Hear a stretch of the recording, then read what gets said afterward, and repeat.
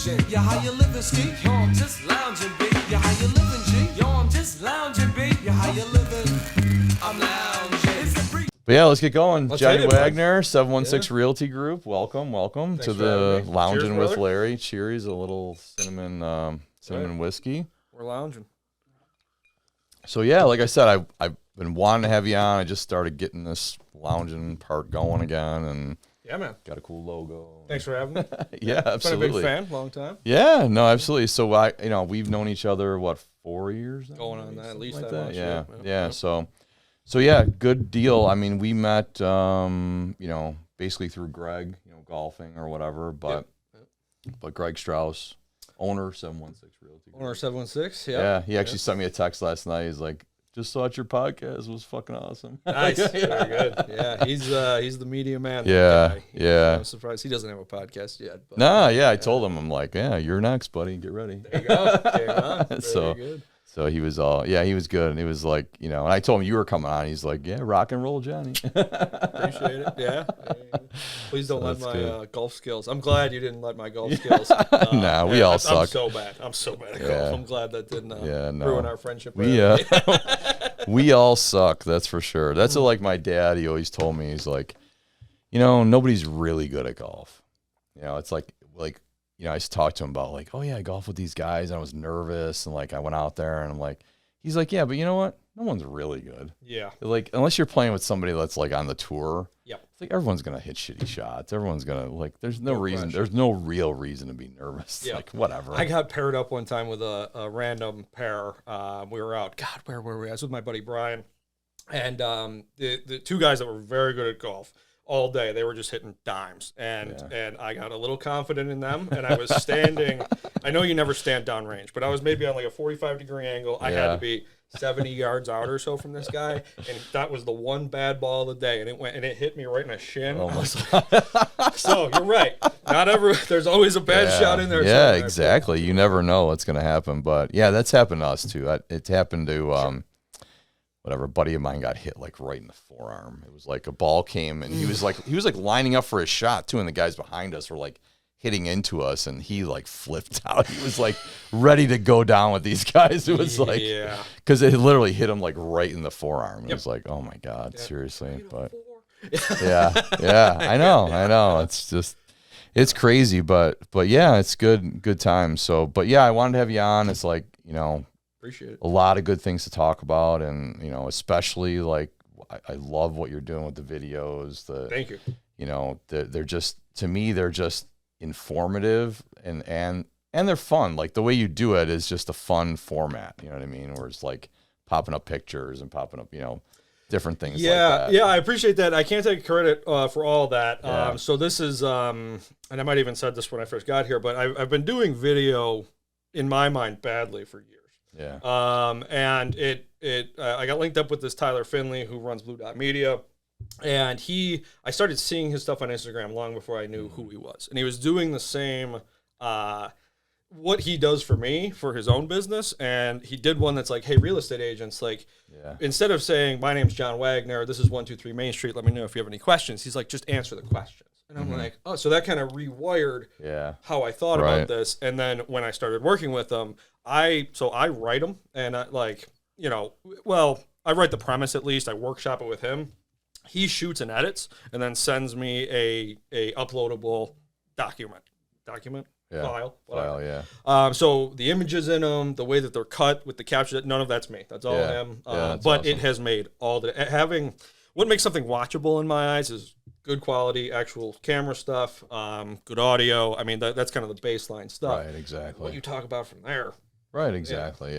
Yeah, that's what, and that's like when we started the podcast too. It's like it's like we're putting the money into getting the board, getting the good mics, getting the, it's like if you're gonna do a podcast, then I told Jared, it's like we're gonna do it. We're not, we're gonna do it. We're not gonna like half-ass it and record on some shitty mic in our garage or whatever that nobody can hear. Because how many podcasts do you watch? They're like you can barely hear them, or it's like shitty lighting or whatever. I mean, our lighting's not great here, but it is what it is. It's good. I mean, you got ring lights and stuff. But I mean, we're working on, it's like we wanted to get all the initial stuff done, especially the audio part of it. It's like so much better. So know? much better. Yeah. You guys got a good setup. Yeah. Happy No, for I you. appreciate that. Yeah. No, it's a good, like I said, we've been in here, 3-4 months now, or actually 5 months now. Sure. Yeah. So, but yeah, we're getting going. Like I said, we were doing so much, whatever, other content for our other channels, but I You guys stay busy. wanted to get Got a this lot of going respect for again. Yeah, it's good. But I want to start doing at least one of these a week or whatever. And just like I said, I want to have you on, want to have interesting people on that it's like who brings value to, people that I think will bring value to other people. You know what I mean? That's kind of like what I want to do, Yeah. Well, I'm honored you thought of me. Yeah. And I mean, that's everything that I was a car mechanic 7 years ago. Like this, I knew nothing about any of this stuff, and everything that I've learned is just from knowing other people, Right. Following their Right. example, stuff like that, just slowly, constantly improving. Right. Yeah, exactly. And I give you a lot of credit because, the feedback that I get, like I was saying, it's like I do a lot of video on LinkedIn and ours is a lot different. It's more like B2B. So like I look at your videos and I'm like, damn, I need to do some videos like that. But it's more difficult for us because I'm not like targeting consumers. Like you have like a plethora of topics to talk about. If I start talking about recycling plastic, no one's watching. Sure. But I'll have a target audience, but that's why I do a lot on LinkedIn because LinkedIn is like my target audience. Sure. It's like Instagram really isn't, I do some stuff, some videos on there and some general business stuff that I talk about or whatever, but it's more of like LinkedIn is more my target audience where I'll talk about our business and I'll talk about different things that we're doing because I know people in the business will be watching, you know what I mean? So, and I think that's more important. I mean, because like I have tons of videos of like, why wouldn't you get a home inspection? House buying and selling related stuff. Right. But it's really the bigger thing is I'm trying to show people my personality and the people that are naturally attracted to that turn into clients. That's so like even okay, so you're B2B and you might not have a ton of content per se on what you do day to day, but just getting your personality out there. That's exactly why I do it. Like that's exactly why I've done videos on this part too. It's like, why do I post every day or why do I do a video almost every day? Because I want people to get to know me. I want like, here's who you're doing business with. Right. I don't have anything like people that have shit to hide. They're not doing videos. They're not putting themselves out there. Correct. It's like I want people to know that like, okay, our company you're going to want to do business with us. It's like, here, you're doing business with me. You see me every day on LinkedIn. Go look. See who I am. See what I'm posting. Certainly. I'll share. And it's like that's why I share certain things about. I don't share too many personal things, but or personal family pictures or anything like that. But I'll share just stuff I'm doing. Stuff places I go or whatever, and then I'll do videos about different topics, not necessarily plastic related, but just general business stuff or stuff that I've learned. It's like I've been running my own business for 20 years. It's like I've learned a lot over that time. And it's like I want to share what I've learned in hopes of helping the younger generation. You know what I mean? And there's been so many people, and it's like the feedback has been incredible, to be honest. You do good stuff. Yeah. There's no question. Yeah. I see you all the time. Yeah. No, it's, that part of it, makes me feel good too. It's like, it's like the one guy I talked to, he's like, yeah, it's every now and then on my lunch hour, I'll just like, just watch your videos or whatever, you know what I mean? So it's cool. It's cool in that aspect. And like I said before, it was like, we went to a conference a couple weeks ago and it's like all these people were just, people I didn't know, I never met or whatever. Like, hey, Larry, what's up? You're it's a like, celebrity. hey, who are you? Yeah. So it made me feel good. It made me feel like, okay, I'm on the right path. You know what I mean? I'm on the right trajectory as far as what I'm doing. You know what I mean? Couldn't agree more. And I mean, I think it's interesting that it's so accessible now compared, because like, I mean, you think back, I mean, I'm 28 years old, but like I imagine 50 years ago, you're Hollywood and you're anything like that was so inaccessible to people. And this is kind of the first time where anybody can do it if you're genuine and you're doing higher quality, actual like the logistics of it, the camera, the audio. Right. Anybody. Right. I think it's huge. And it is the biggest impact thing for driving clients my way. No question. I can't point to, I mean, it's most of the business I do is my sphere of influence, people that already know and trust me that happen to know I'm a real estate agent. Yeah. And then people, if I do right by them, there are people coming to me as well. Yeah. But, and listen, this isn't exactly like, post a video, automatically sell a house type thing. It's right. staying that personality in front of those people Right. that choose to follow it's just along. constantly showing up too. Like we said, it's like, you got it. You can't just put one video out and be like, oh, well, it didn't do anything, I'm done. It's like, you gotta have that mindset where you're like, okay, this is part, and that's the way I view it. It's like LinkedIn, I view it as part of my job. Correct. Like, that's what I'm doing. It's like I sell plastic, but this is what I'm doing to like brand myself, brand my company, and put ourselves out there to be, this is who we are. You know what I mean? And it's more important than going viral with these videos. It's more if somebody's seeking you out, like if they search Nickel City Polymers and they land on a page that has a lot of your face on it and talking about who you are, that's the bigger thing in my mind with the video project than just. Exactly. Yeah. It's great. It's an amazing tool to think about, and you think about where we are today.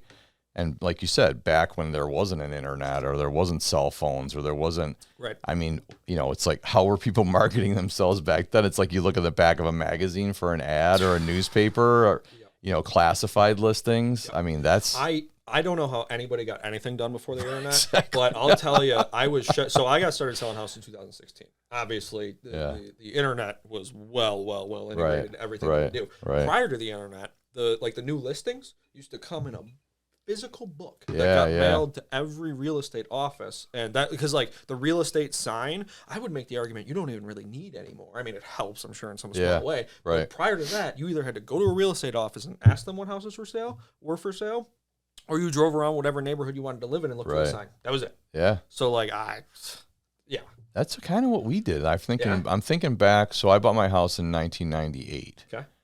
And that was kind of like the internet was just coming around or just started a little bit before that, I think, right? Yeah.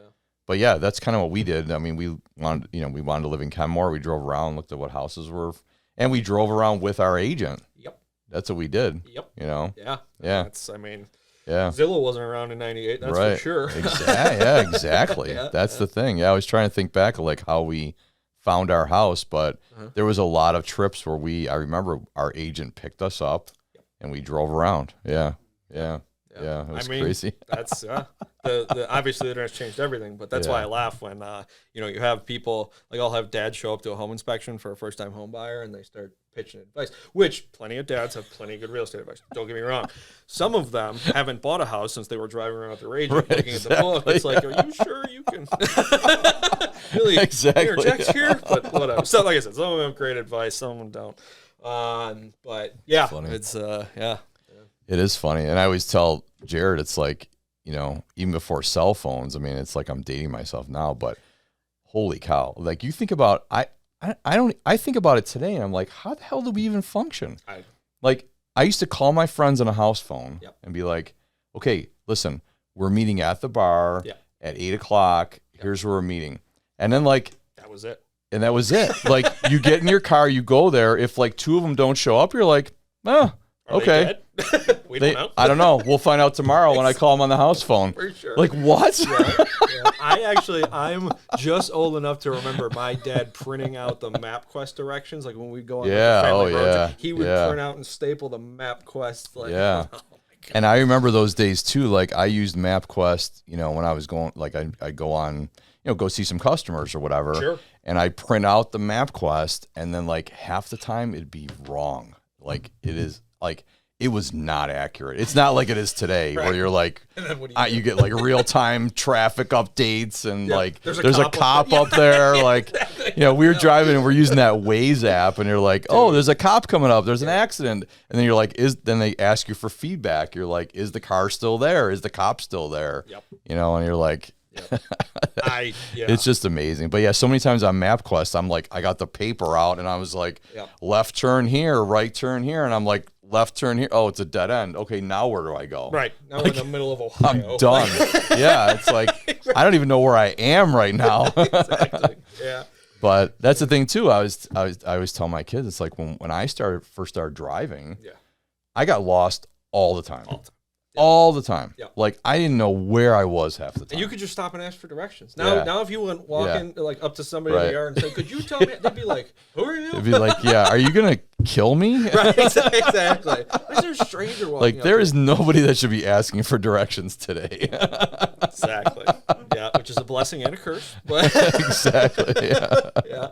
yeah. But it's just amazing how far, like you said, how far we've come and how far and just the marketing thing. It's like that's what I've had to do too. It's like I never grew up with a cell phone. I never grew up with it's like I've been teaching myself, and that's what I love to do. It's like I love, even though like I've gone to years and years of schooling. I got my MBA, the whole thing, and I was so tired of it by the time I was done. Yep. But now I'm in the mindset of I can't learn enough.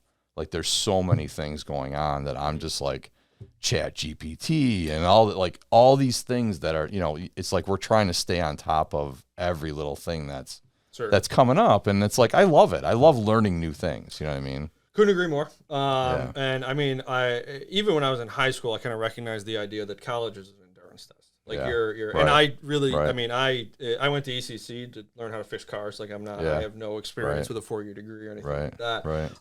But it's an endurance test, and I agree with you that I have this new thing now where I'm reading in the morning. That's like how I start my day, and like I'm real quick to just put the book down if it's not something that grips me, and so the ones that do grip me are really impactful, and that it's really interesting that you can. There's so many options for something you can actually engage with, and that's. Right. It shouldn't feel laborious. Like it shouldn't exactly. feel, Exactly. Yeah, and that's kind of what school felt like for me too. It was like me too. it was just a pain in the ass. And then I went back and got I got my regular college degree, my bachelor's, and then 10 years later I went and did my MBA while I was working full time. So and it's whatever. I'm not going to diss the MBA programs today, but now you can get your it's like 4+1, get your MBA in a year. It took me 5 years going to school at night to get my MBA, and I barely got it. Like I was just like, by the end, I was like, I'm done. This is like. And that was certainly maybe the more standard practice that back then. But I mean, what you picked up from that? Do you think that is stuff that it does? Yeah. I mean, I didn't necessarily need it for what I'm doing today, but it was it was a thing where.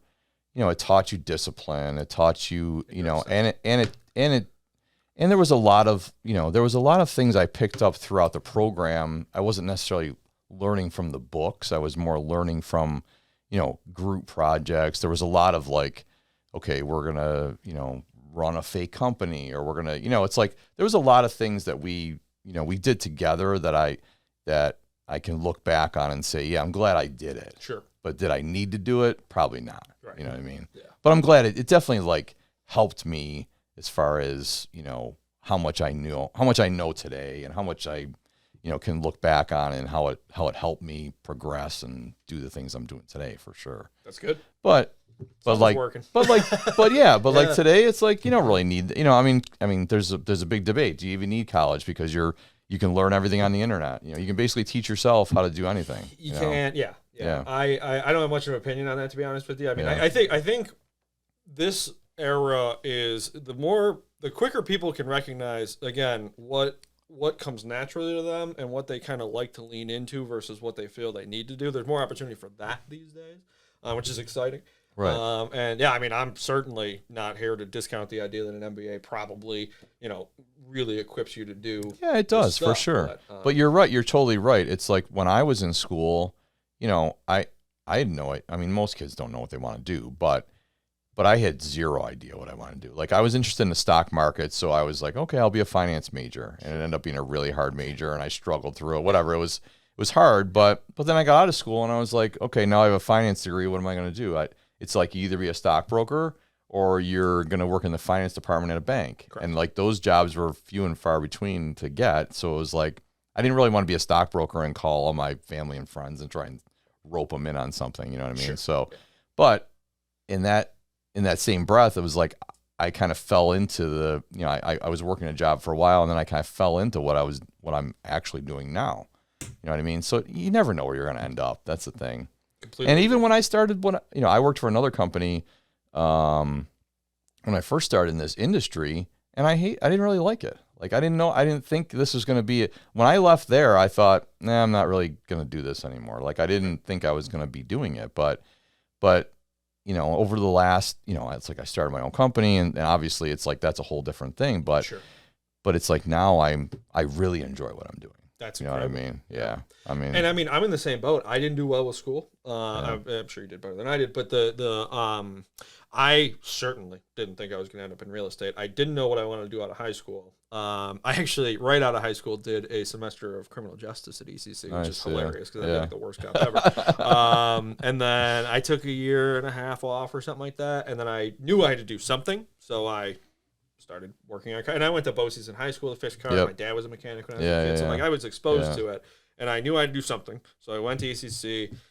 Knew that probably wasn't going to be the forever thing. Ended up becoming a full-blown flat rate auto mechanic. Yep. And I was fine. I wasn't great. And then I was actually waiting for a job at my dad's work. And my mom had gotten into real estate a year before I did. Okay. And she's like, I think you'd be good at this. I was like, I don't know. And fast forward 7 years. And so how did you meet Greg then? I was in real estate for about a year and a half prior to meeting Greg. Oh, okay. And I had some side gigs just to kind of keep the bills paid, and one of them was detailing cars for a guy named Brian Lurzak. He runs Sheer Lux Detailing out in it was in Orchard Park at the time, and Brian is a mutual friend between Greg and I, and when I started talking with Brian and said, I'm just going to do this while I get my feet wet with real estate before that takes off. He goes, well, if you ever want to get serious, like, Greg's the guy and I'll introduce you. And I said, okay, man, whatever. Like, I'll figure it out. And then like a year went by and I was like, hey, you want to hook me up with Greg? And I mean, it was July of 2018. I got to 716. And it was, I knew then that it was either going to work out there or it wasn't going to work in real estate. And I was willing to try anything. And that was in the era when the algorithms really liked Facebook Live videos and stuff like that. And Greg was big on that stuff. And that was a really uncomfortable thing. Yeah. Still is. I mean, getting in front of the camera for most people still is tough. But and I won't keep you with that. But I mean, the point was impressed upon me that if you do this, it will work. And it will be clunky in the beginning and it'll be awkward. And that's fine. You'll just eventually.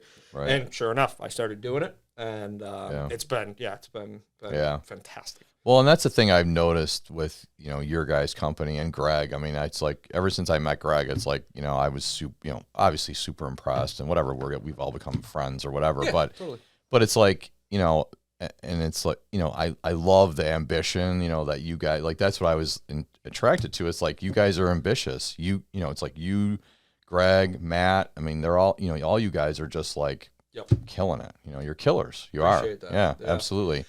Yeah. It's a time thing. Like I recognize that I am never going to have more freedom than I do now. And if the day comes that I want to start a family or whatever, I certainly don't want to be as doing something as time consuming as I'm doing now. So like I'm just trying to hit it as hard as I can. I saw that in them. They're, I don't know, maybe 6 years older than me or something like that. So it was nice to have that perspective from the both of them. Obviously I got linked up with Matt through the Red Line thing. I mean they're and really that whole group of the St. Joe's network, they're all it's amazing. Jerry went to St. Joe's. There you go. Very good. Okay. So and that's I went to 7 local school districts before I graduated high school, so I bounced all over the place. But and people have their preconceived notions about the private school kids, but I'm like, oh my god, look at all these guys. They're all like they all know each other from high school. They're all B2B stuff, working and ambitious. I'm like, oh shit. So that's it is. It's a nice network there, and he went there, and it's just like it is true that they take care of their own kind of. No you know what I mean? Yeah. And it's and I mean because I went to so many schools, I kind of have like experience with many different social circles and then Facebook rolled on in like 2007 and I was 13 years old in 2007, something like that. So like you make a Facebook and you kind of add friends and don't really think of anything, but now all of a sudden I have a 4,500 person database of people to be vomiting things about real estate. Yeah, exactly. Great. But I mean a tight knit like that to because what is St. Joe's is 9 to 12, I think, something like that. Yep. So like the 4 years of pressure cooker type relationship building, business building. Yeah, exactly. And then like I said, it's like that's why I'm super impressed by the three of you guys. It's like you don't meet a lot of people that are ambitious and that take chances, and Don't it's make me like blush. I appreciate it. no, but I mean it's true. It's like a lot of people just like think things are gonna come to them, and they're sitting around and like, oh yeah, someday I'll be successful. Like, well, it doesn't really work like that. And like you said, even doing it now, like before you have a family, like because I can tell you from firsthand experience, when you have a family, it's hard to carve out the time to do extra stuff. You know what I mean? Can only Yeah, imagine. yeah. And that's and the idea of like I imagine I'm gonna want to be there with the kids Right. for as much as I can. Right. Like that's Exactly. so you kind of do the work now. Let Right. Exactly. jokingly say that I'm running around planting seeds everywhere so that I Right. can see trees later. Right, for sure. Yeah. Yep. Right, and that's a great perspective, because now I'm on the other end of it. My kids are older. My daughter's graduating high school this year. Nice. He's working for me, so my kids are older. So now I have more time, and that's what I've been doing. Is like that's why we're doing this podcast stuff. We're starting another company. We're doing we're doing a lot more. But yeah, could I have done that when they were younger? Probably not. Probably not. It takes a ton of time and effort. And it's like, it's all what you want to do too. If you want to do that and you don't want to spend a lot of time with your kids, fine. But that wasn't me. It was like, I went to every hockey game, every baseball game, every volleyball game. I was there. You know what I mean? It's like, I didn't miss anything. And that's just the kind of person I am. But yeah, it takes away from really like what your, what your goals are financially, maybe,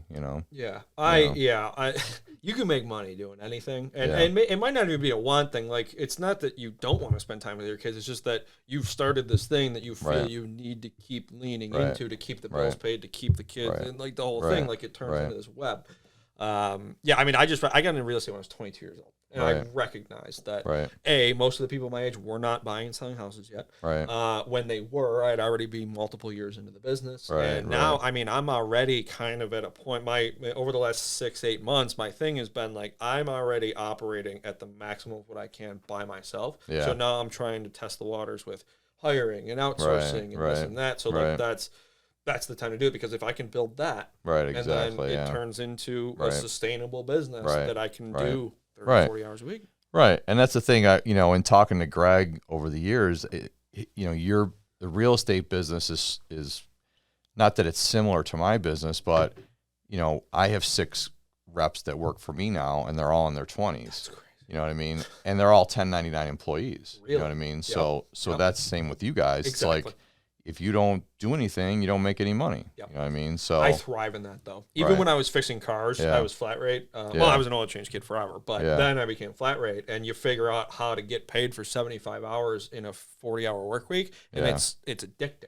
It's just like, oh, exactly. God. So I've always been always been pointed at that type of pay structure, and I do well with that. I don't like the 40 hours a week. So, and there's nothing wrong with that. I just know that doesn't fit for me. And so what do you do with that?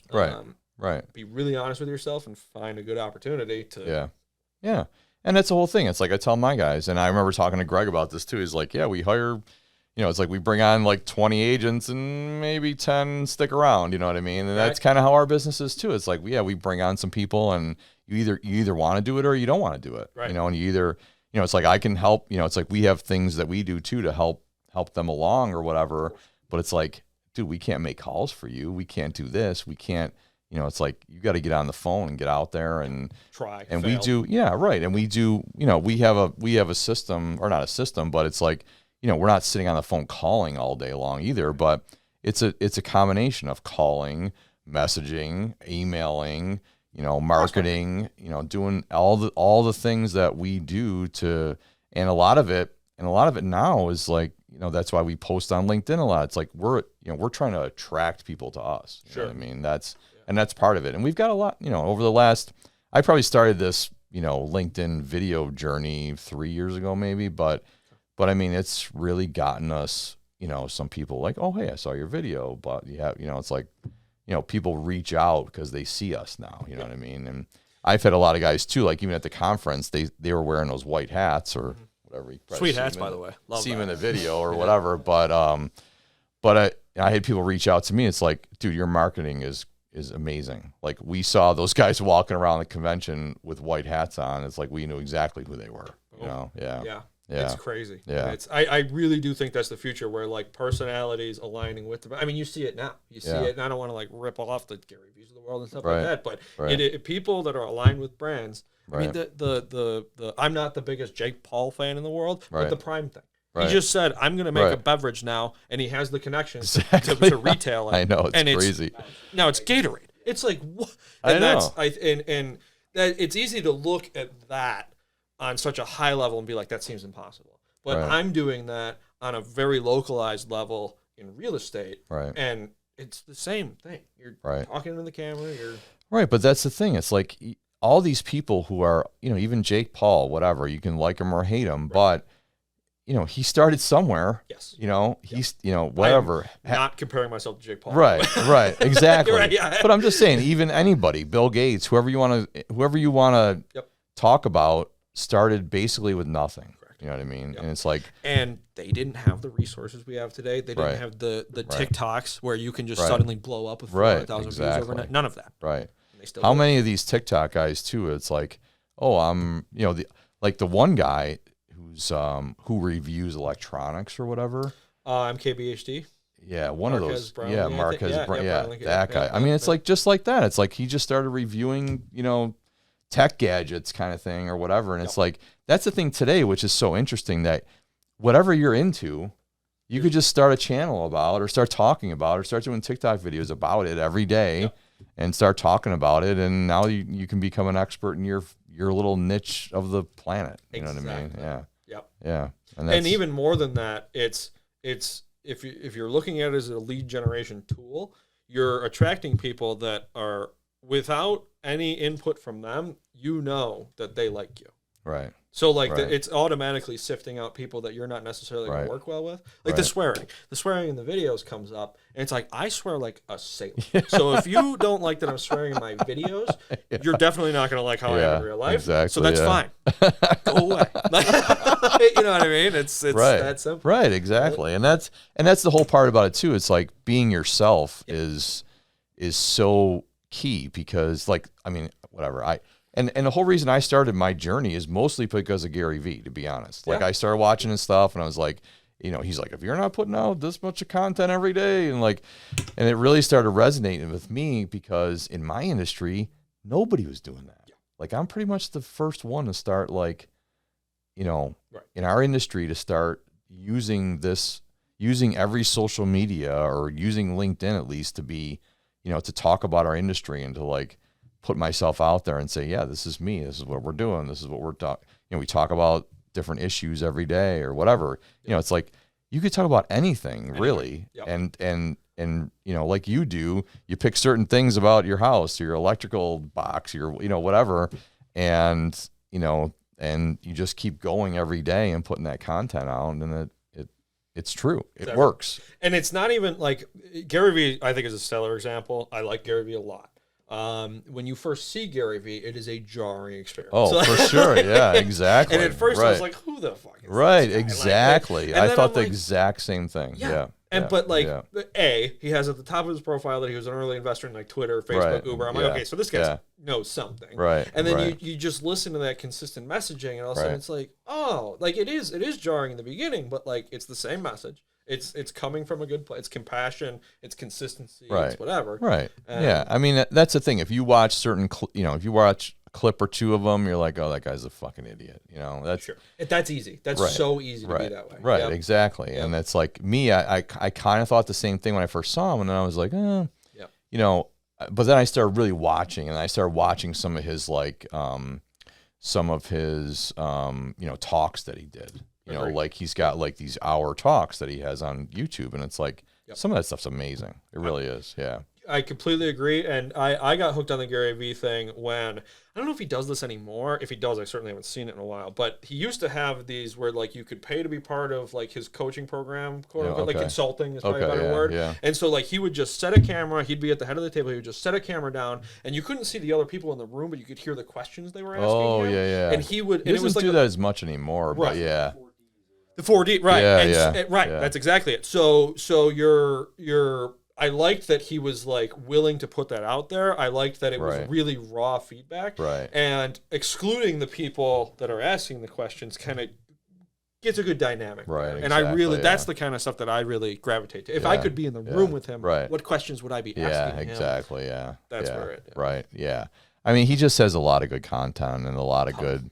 Yeah. It's just that, and a lot of it, and he even mocks himself. It's like, yeah, I say the same shit all the time. Yeah. Which he does. But it's like progressive, it's like even now we kind of fell off watching him for the past, whatever, year or something. We really haven't watched much, but I started recently like seeing what he was talking about again. And it's like, yeah, kind of the same shit. But now he's like, it's all progressive. He's talking about NFTs. He's talking about ChatGPT. He's talking about, it's like whatever. He's on the early cusp of everything all the time. You know what I mean? So, but it's where I got a lot of my inspiration from is him and even doing this podcast. It's like, let's do it. Why not? Why not? And it's just, and for us, this is just fun. It's like, exactly. I mean, this is just like a side gig for us, kind of, the whole 5 City thing or whatever. And, we used to sit around and talk in the office about shit all day long. And I'm like, why don't we just let's start recording ourselves talking about stuff? This is a conversation that you and I would have on the golf. Right. Like it's, exactly. Yeah. And that's, and the wine library thing with Gary Vee is the ultimate, like he did that for years and years and years and years before anybody knew anything about him. Exactly. And it's like, that's what it takes. Right. It's not the $400,000 or the 400,000 view TikTok overnight that gets people. It's the consistency. Yeah, exactly. And that's what we were saying. It's like, well, we'll just start doing that and like, start recording our conversations a little bit. And, we talk about things we like. We talk about UFC and Formula One and golf. His friend Joe does an amazing job, like doing golf videos and shit like that. I mean, it's just awesome. Yeah, they've gotten. Plus, you'll be able to. As we all get older, you guys are going to be able, like, if you two sit down and do a podcast together, you're going to watch that in 20 years and be like, oh my God. Exactly. Like, you know what I mean? It's pieces that you can have. It's funny. forever. Even now, we go back and watch like the first ones you guys did in your apartment. Sure. Yeah. They look like here's the first one. You ever watch the first Joe Rogan or whatever? Oh, yeah. Yep. So it's like, it kind of looked like that. It's like they got this weird setup in their apartment. And it's like, and there's something when you're authentic in that way, like people, when you show up with a massive production crew and a massive, look how pretty this looks. People are like, okay, good for you. But like when it's real and it feels like something they can do, I know. That really, it is awesome. It's so funny because you guys had your setup, but you had these cool mics and stuff. Or whatever, but it was like, but now we've graduated to this. Space. But So it's all good, but yeah. So let's talk about real estate market today. Let's do it. Yeah, absolutely. Where are we at? Like, dude. So I haven't, just all cards on the table. I haven't really paid attention too much, but as opposed to like a year ago where we were at, where there was no inventory. Correct. Bidding wars, stuff like that. So compared to that, where are we at today? In a very similar but more expensive situation. So so 12 months ago, pretty much to the day, interest rates were lower, and so it was creating competition, and their low inventory was definitely a problem, and so every house was 25 offers and no home inspection in this. Right. And then as the spring and summer of 2022 rolled on, interest rates started to creep up. And we're like, okay, this is the moment where because it was like late 2018, this started. And it was just through the pandemic, through everything. It was just up. And so when the interest rates started going up, we're like, okay, here's that moment where it's going to slow down. Values are going to at least level off. Yeah. And they did for like a hot minute. And so that was the 6 months ago market. Okay. And so from 12 months to 6 months, it did slow down a bit. And the demand just remained. And the low inventory remained. So even at your 5.5% and then 6.5% and then 7.5% interest rates on your residential mortgages, it was still 25 offers and et cetera, et cetera. I did one. There was a $175,000 asking price, 3-bed, 1-bath house in Depew, little split level jobber. They wanted $175,000 for it. They got 25 offers. 16 of them didn't have a home inspection. 3 were cash. It sold for over $225,000. God. In Depew. That's and I'm crazy. talking like cheap vinyl floors. And it's like, so what do you do with that? Yeah. So, I mean, I could keep here all day talking about like buyer strategy and stuff like that. But I mean, the short answer to your question is largely the same as 12 months ago. The interest rates are higher. Just today the Fed raised again, which means mortgage interest rates are probably going to follow. that's what's going to correct this. But the real change you're going to see is when more houses hit the market. And to give you some context on that, so when I log into the ML every day, I have what's called the hot sheets. And I have it set up for everything in Erie County. I'm talking everything. Single family, multifamily, commercial, everything. Any price point. Erie County and every county that touches it. And in a normal spring, summer market, there's 200, 250 new listings a day, something like that. We're seeing like 40 new listings a day. Yeah. And it's like, where are the houses? Yeah. So despite how expensive it is to borrow, despite how you do, because like I'm sure you probably remember maybe a decade and a half ago when you were getting ready to put your house on the market, you spruced it up and you painted some things and you made it show ready. Right. These days, that's not a thing anymore. No, That's good to know, because I was like, should I replace my countertop? Probably not. It's and so that makes it so. Then I have someone calls me up and says, Johnny, I want you to sell my house. Should I put new countertops in? Should I do? And it's like, like, can I guarantee you if you put $10,000 in this house, you're going to get $10,000 back out? No. Yeah. Can I guarantee that you're going to get that extra $10,000? You might get that extra $10,000 despite not putting the 10 in. Exactly. Yeah. And it's my advice there is, if you're doing improvements, do it for something you're actually going to enjoy. Because if you live in a house that stays exactly the same for 25 years and you have the brown tile and the pink carpet and all that stuff, and then you decide to dump $50,000 into the place just to sell it, great, you have this nice new house, but you haven't been able to enjoy it. So yeah, that's been always so we bought our house in 1998, and we've done a lot to it. But when we bought it, they just redid the kitchen, just redid the bathroom. So that's kind of why we bought it. Sure. New kitchen, new bathroom. So now fast forward to 25 years later, and we've done a few things to not much to the bathroom, but we've done a few things to the kitchen. We did the floor, and we did painted and did a couple things. But now it's the time where we're like, okay, we should probably redo the kitchen and redo the bathroom. But it's like, do we really want to? It's like we've been kind of like, my kitchen cabinets don't look bad at all. You know what I mean? But it's like we've been it's like, do you want to put lipstick on a pig, or do you want to like do the whole thing? You know what I mean? Yes and no. I mean, I understand the lipstick on the pig scenario, but I imagine it's a lot less of a pig than you think it is, because every tiny minute detail in there versus like just going on the market. It's a pig. I've never seen the inside of your house, but I can tell you. So like it's do you put $25,000 into a kitchen and hope to get that back? Exactly. Logistics for exactly. And that's the thing. It's like we've always done improvements to our house. Well, some necessary improvements like roof and whatever. But then, it's like we've done things too where, we thought, like 15 years ago, we thought we were moving. We bought a house, contract fell through, whatever. And then we didn't end up moving, and then we end up putting, $40,000 or $50,000 into our house, built a garage, and did some things that we needed to do for the house. But that was like 15 years ago. So we've done all that. We've enjoyed it. So that, and that's the thing. It's like, these people that worry about getting their money back too. It's like, well, how long are you going to be there? Right. If you're going to be there another 20 years and enjoy it, who cares? Exactly. Right. Yeah. You're going to enjoy their house for 20 years. You know what I mean? And it's value in use versus value in resale. Yeah. And if you're leaning on that value in resale, what you're effectively doing is flipping a house that you're living in. Right. Which, I mean, if that's what you want to do, fine. But installing stuff that you like and are going to use. I mean, even if you use it over a 5-year scale, you're really going to enjoy those 5 years, and it's still going to be pretty new when you go to.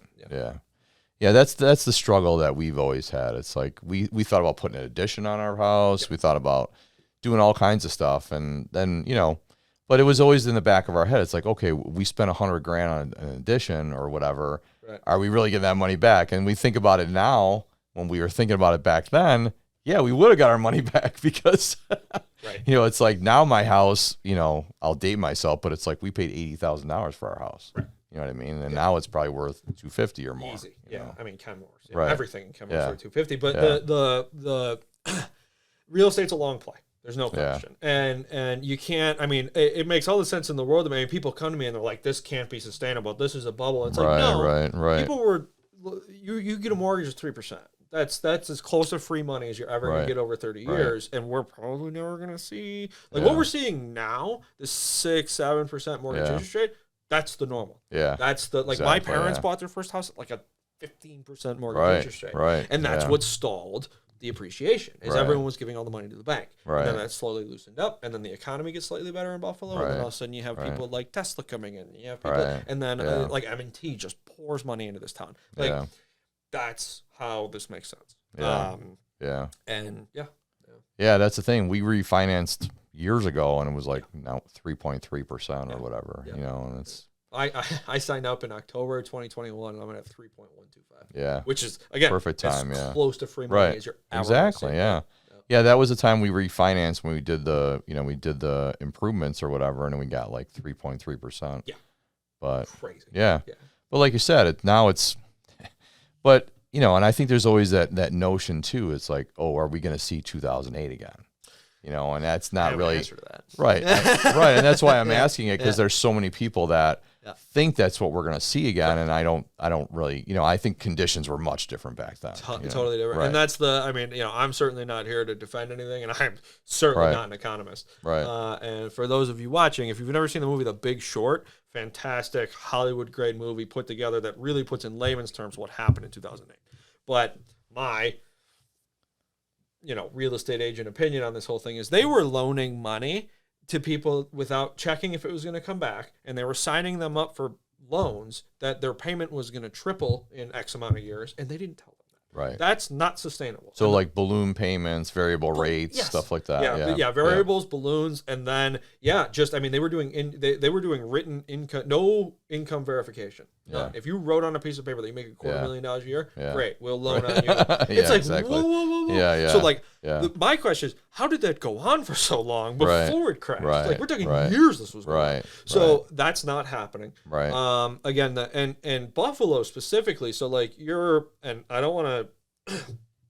Buffalo, the cost of housing in Buffalo has always been lower than the state average, the national average, etc. So like as it's catching up to that makes sense. Yeah. And you're when I started in real estate, a North Buffalo 3-bedroom apartment was $850, $900, Mm-hmm. and that's great, but like that's not.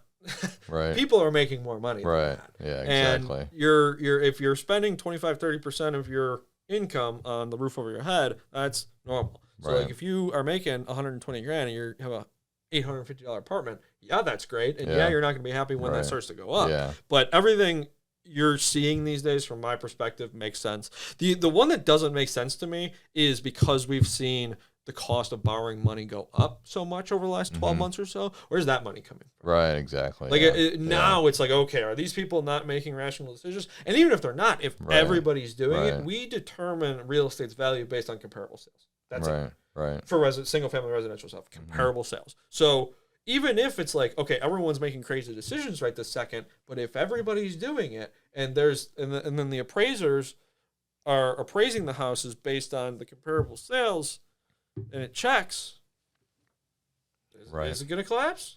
When people can't make those payments anymore, there's two things that are going to turn the graph from this to this, Yeah. and that's either 4 to 5 times as many houses are going to hit the market than are on the market right now, or interest rates get so crazy that it starts affecting affordability, which Right. affects sale price. Right. And That's the thing that I was, it's like, when does it start to affect the amount of money? Like, the house prices, when does the interest rate start to affect that?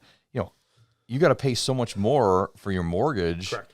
And then obviously you can't buy as much house, Correct. but where do we get to that point? If you're saying, it's like, if you're saying, okay, the demand is still crazy and we're at 7 or 8% interest, Correct. where are we going? That's the problem. And so Right. we all thought 6 months ago, the apocalypse was coming.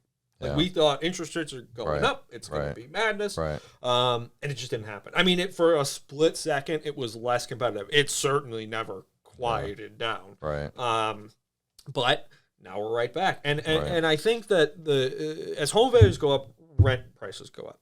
And so people are really coming online to the idea that, so like when the average apartment goes from 850 to 1100, everyone Right. freaks out, but they Right. can still kind of afford 1100, Right. fine. Right. But like it's like, okay, this train ain't stopping, so I might as well sign up for a fixed payment now while I Right. still can. Right. Right. And I mean, where's the money coming from? I mean, I've had a remarkable amount of first-time home buyers who are able to borrow the cash from somebody, even if it's for a short while. Because like one of the things that started driving the market originally was not only did you have low interest rates, which is low cost of borrowing the money, Yeah. but you had 3% down options, 5% down options. You could do a home inspection, stuff like that. And when the market gets saturated with those people, and you can step in, borrow the cash from somebody, make a cash purchase, close on it, and then turn around and apply for whatever low down payment mortgage you want or whatever. Right, That's right. the only one person can buy one house. So when you have 25 offers on a 3-bedroom ranch in Depew,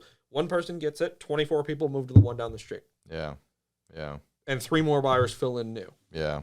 So I can't say I know when this stops. Again, other than if interest rates go crazy, or you have, so when people have more options, that's Right. the thing. Right. If people feel like they don't have options, they certainly don't have an option but to pay whatever the bank is telling them they have to pay, Right, and then right. they have to pick a house out, and they don't have any options. So they're Right. like, we'll just take anything decent, even Right. if it's disastrously ugly. We'll Right. take a solid house that we Right. can improve upon. Right. And that's the thing, like you said, is, but, why do you think there's not a lot of inventory? You know what I mean?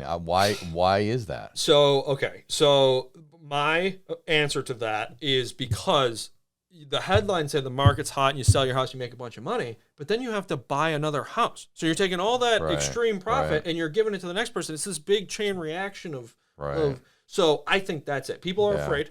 People are like, okay, like people are more willing these days to make do with what they have or improve upon what they have Yeah. versus trying to find a newer, better situation.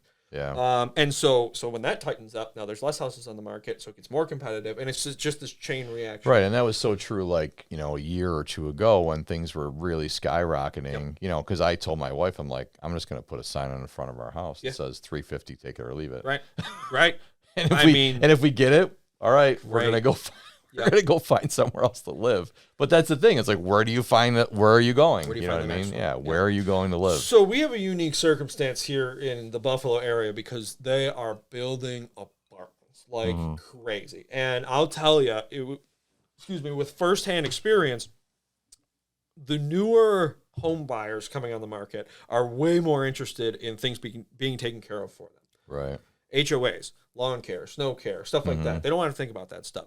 So, and in the grand scheme of things, if it's impossible to buy a house, okay, I'll just go rent for a while. So we have, Douglas Development is doing a ton of apartments. And there's a bunch of people doing a ton of apartments. Yeah. So that's going to level things out a bit. People have options. Even if it's not a purchasing Right, option, it's right. still an option. That's going to level the rents out. And if the rents are considerably lower than what it takes to purchase, that's going to drag down the home values. So in Buffalo, are there apartments you can buy now? In like high-rise apartments, like in New York City, you go buy an apartment, right? Yeah, sort of. So the Okay. difference, and I have quite the answer for that. Yeah. So the difference between an apartment and a condo is whether you own it or whether you're paying a landlord. And so we, 716 Realty Group, I'm on the team for what's called the Bethune condominiums. Okay. Simonelli owns. In 2011 they converted an old warehouse into 87 apartments. Okay. And filled it, and it's been apartments this whole time, and they decided we are going to convert these into condominiums. So Okay. the conversion implies that they're going to go in there and do construction. No. There's no construction. There's none of Okay. that.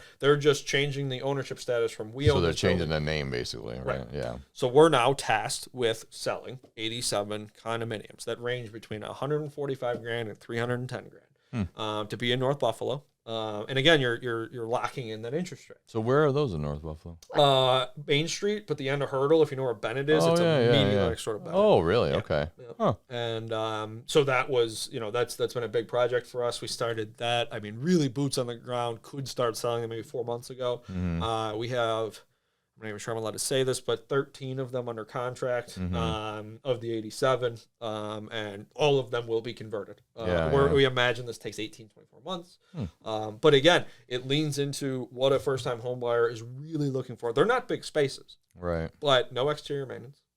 No, there's so much benefit to that. Right. Right. And I don't know if you drive up and down Elmwood Avenue. It's all ground level storefronts. Yeah. Upper level, nice luxury apartments. Yeah. That's where this Yeah. is going. Yeah. They're converting the Statler into condominiums. Right. I heard a story. I can't verify this, but when they did the Seneca One project, there's something like 80 apartments in there or something, and they filled all of them in 60 days just on Instagram. They didn't. There was no ad in the paper. There was no. They filled all those apartments in record time just by saying, "Hey, look what we have available." Yeah. For the first time. So how many apartments are in there? a lot. I mean, I pulled 80 Yeah. out of my rear Yeah, end, yeah. but it's up there. Wow, It's a that's lot. a lot. Yeah, Yeah. that is a lot. And and they're actually in the annex part. They're not in the tower. They're in like the lower part. Oh, Yep. okay. Yep. There's And that many down there. There's that many down Wow, there. That's crazy. And before I got my place in Kenmore, we thought about moving into there, Yeah, and it was yeah. $1,350 for what they were calling a studio plus. So it was a studio, but they kind of had like half a A room. microwave? Right, exactly. Nice bathroom. You get a bed and a yeah. microwave. Bingo. Exactly. And by the way, there's no grocery stores down there. There's no, Yeah, good luck yeah. walking the dog and having a Right, place for it to exactly. pee. Yeah. Right. They do have a dog park there for what it's worth. I am the biggest Seneca One fan there is. I don't wanna It's make it awesome. too I loud. remember you had us down there Sure to did. check it out. It was amazing. Yeah, Love that it was building. just amazing what they did inside. I mean, Oh, yeah. and the money. I mean, Right. that's got to be a multiple $100 million project. And Yeah. and the balls it takes Yeah. to do something. Yeah. Did I ever tell you what the story I heard on how that all came together? No. So, unofficial, Douglas Jamal, Yep. the big guy over at Douglas Development, biggest fan of Wegmans in the world. He's a big Mhm. Washington D.C. developer. Loves Yeah. Wegmans. Yeah. So he's in town with Danny Wegman and talking with him about bringing Wegmans down to D.C. And they go to a Blake Shelton concert at HSBC Arena or whatever it is now. And they walk out of the arena and he looks up at a big unpainted, mostly lights off building and says, "I'll take it." And they're Yeah. like, "That's not for sale." He goes, "I don't think you understand. I want it." Exactly. And yeah. and I've heard that they didn't have much of a plan for it. They bought it, they stripped it all out, and just kind of started. Yeah, because before that, it was really kind of just Empty. nothing. Empty. You know. Yep. I mean, back years ago, it was something. Oh yeah, Marine and Midland. Yep. right, and they had the nice restaurant up there Yeah. and stuff like that, or Yep. whatever. But yeah, I mean, it just was on demise for so long, and look, let's be honest, it's the biggest building in Buffalo, and Yep. it should be something. You know what I mean? It should. Yeah, 1.3 million square feet that building is. yeah, Yeah. And what's great about that is so like obviously those buildings are usually only the biggest baddest companies have access to something like yeah. that. But Yeah. we're on the 29th floor, which is Serendipity Labs, and we Yeah. have a little shoebox of an office Yep. that costs Yep. very little. And and they did that on purpose. They're like, we Right. don't just want Right. M&T in here. Like we want Right. the creative types. We want the Right. small businesses. We want and so like that's I think really speaks to what goes on here in Buffalo. Well, and that's the whole thing. It's like that, that's what I liked about it when I went there. It was like, okay, here's these, co-working environments and these, you can come rent an office for a day and you can come, it's like before we had this place, I loved that kind of stuff. It was like, yeah, I worked in my home office for 15 years or whatever, but it was, every now and then I just walk down and spot coffee and work there. It was just like a change of scenery. You know what I mean? You can't look at the same shit every day, Yep. when you're working out of your house, and especially when you're working out of your house, it's like, it's a major distraction. Exactly. Yeah. And I mean, I struggle to even use the word networking for that, but that's Yeah. what it is. You're Right. there talking Right. to people. You're there. Exactly, There's yeah. natural stuff that comes. Yeah. Yeah. It's just it's a super cool situation. And like your guys' floor, Yep. like you have your office, but then just on the outside, there's that whole, little conference area and the whole, Correct. the Yeah. whole So thing there, there's like the actual co-working spaces where it's like Yeah. a first come first serve. Like I Right. think it's like $49 a month. You can get from business hours 9 to 5. You can have a key card where you can go in there and just set up camp in the shared spaces. Mm-hmm. Yeah. And it gets more expensive from there as you actually take permanent office space and stuff. Right, But right. anybody Yeah. can be in that building, Yeah. networking with those people, getting those ideas. It's crazy, and Yeah. it's impressive. Yeah. Yeah. It's just an amazing space. And like when we went down there, I was just floored by the whole thing. I Oh. mean, it was awesome. Yeah. It was awesome. And I seriously thought about, it's like we should Grabbing a spot. we should get a space there. Right. I mean, Yeah. seriously, Yeah. but I mean, we fell into this, which was awesome. But Yeah, great spot. but it was but yeah, I mean, that's the whole thing too. It's like we always go back, there's always a discussion about, when COVID hit, it's like everyone's working from home and, I was already working from home for 15 years. So it's like, we wanted, especially now that I got a couple different guys working with me, and it's like, we have, it's like to teach them the business. Mm-hmm. So much more valuable to be here and be together every day and, face to face and just bouncing stuff off each other. And, and that's true with me too. I've pretty much always been on some sort of small team, official or unofficial, of keeping each other accountable, talking to each other about what's going on out there, what are we experiencing, in all levels. I mean, when I started in real estate, I started working for Steve Simi, who happens to be my brother's father-in-law. But he crushes new builds. He's not like a internet social media guy, but he crushes new builds. Yeah. And I had so much to learn, and just being in that space is what paved the path for me. Yeah. And same thing with Craig. Right.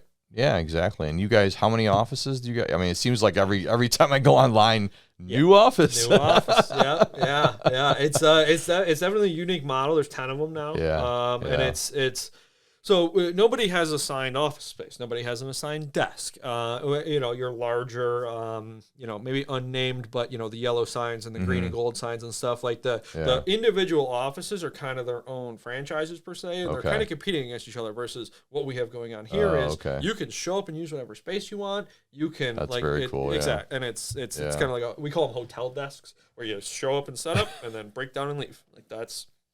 That's just a matter of, being as involved as many communities as you can. It's a matter of being convenient for the agents, convenient for the clients, stuff like that. Right. And I think that's one thing that I see, I obviously follow you guys, but I mean, I follow some other agencies and things like that, or whatever. I'm involved in the KBA and we have a bunch of different, but you guys are just doing things a little bit different, and that's what I've done with my business too. In my industry, it's like, I want to do things like, everyone's going this way, I'm going to go that way. It's like, I'm going to go that way a little bit and see what happens and try and be a, quote, disruptor in the industry. You know what I mean? And do things that nobody's done before, or maybe nobody's ever thought of, or maybe people are going to look at me like, what do you, it's like, I've gotten a lot of calls from like older friends in the industry. It's like, hey, what are you doing with those videos? Like, what are you doing over there? You know what I mean? It's like, oh, you got a podcast now? Like, what's that about? Yep. And there's opportunity in disruption, but I think it's more important to just lean into what comes naturally. Yeah. And not everything's going to feel easy. Right. But like the idea, so like most of the people that I have around me these days, it's not like I sought them out and posted a ad on Indeed. Right. Like, and there's value in that, but for the most part, it just what comes natural. How can we build on this? Is this a good relationship? Right. And that's kind of from the beginning with my time at 716. It's just like, what's working, what's not, what do we feel good about? Can we lean into that? Right, exactly. And it's all about surrounding yourself with great people too. It's like, it's like I consider you guys friends, and it's like I purposely stay in contact with you guys because it's like I love what you're doing. I love learning from you guys, and it's like you guys are the younger generation. It's like I see what's going on, and it's like, yeah, those guys really got something going on. That's what I told Jared. It's like you gotta watch what these guys are doing. You know what I mean? Yeah, I mean it's you're right. I mean despite the fact that we're in completely separate industries, we're still underdog-ish and on the cutting edge of what's going on right now. Right. You got to stay in touch. You have to. Exactly. It's like when we meet people that were like, oh yeah, that guy's really got it going on. It's like you want to just stay in touch with people that you feel like have the same mindset as you. Couldn't agree more. Yeah, it's hugely important. Yeah. Well, I mean, we're over an hour, and we usually do. Are we real? So. Holy crap! Yeah, all right, very good. Not that there's a time limit, but whatever. We're not trying to pull off a Joe Rogan here. But. Well, thank you for having me so much. You guys, I'm a big fan of you guys. Yeah, absolutely. Appreciate it, buddy. Thanks for having me. So yeah, where Johnny sells houses, I should say that's your tagline there. Yeah, appreciate that. Yeah, JOHNNY, Instagram, now TikTok, and then it's just my regular Johnny Wagner personal page on Facebook is where you see most of that stuff. Yeah, If you want to see more of my bright shining face, I'll be there. Yeah, so scope them out. Well, side note, so Johnny did a video on replacing your dryer vent. Sure did. And it's been on my list to do for like a year now. I'm not kidding. Yeah. And the problem with mine though is like with probably a problem with a lot of people's is that it's just in a weird spot. Yeah. Like my dryer backs up under my stairs, in my small Kenmore basement. Yep. And it's like to get back, like last night, I'm climbing back there. There's like cobwebs all over me. You know what I mean? But it's, and it's like not as easy as if you had a laundry room where you're just like, okay, I'm replacing my. Yeah. It's a lot more difficult. Yep. And not to mention, it does work with what you have. It's Right, just exactly, and so the standard dryer vent is usually made out of plastic. Those aren't good. They're, from what I understand, actually, you can't sell them as dryer vents, but they sell them right next to the dryer vents. Oh, So you should have one that's made completely of metal. And I picked that up from a home inspector 6 years ago, and I just sort of vomited that into the camera, and oh my God. It exploded. No, it's incredible. It's a great video, so maybe we can share part of it, or that'd be great. We'll splice it in on the video here. But it was one of those where I was like, I immediately went over and showed my wife. I was like, look at this. That's perfect, and that's you're adding value and asking nothing in return. Exactly. That's the exactly right, and that's the whole thing. It's like that video was just like. And it's like, I told you, I went to see Matt today, and he's like, yeah, I got to fucking do that. Like, I got to do it right away. making the honey-do list longer. I know. He's like, oh, shit, I got to do that right away. But all right, dude. I appreciate you coming on. Thank you for having me.